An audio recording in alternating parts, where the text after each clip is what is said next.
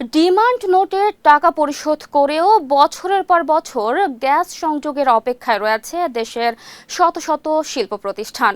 অনেক উদ্যোক্তা 4 থেকে 5 বছর ধরে অপেক্ষা করলেও এখনো উৎপাদন শুরু করতে পারেননি।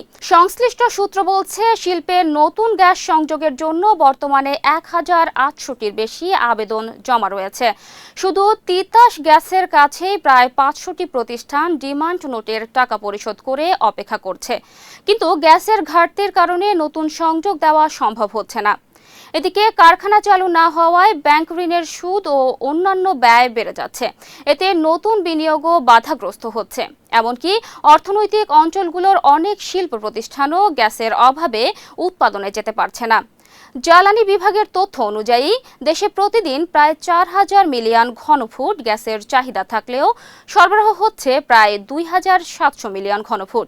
ফলে প্রতিদিন প্রায় 1300 মিলিয়ন ঘনফুট গ্যাসের ঘাটতি থাকছে।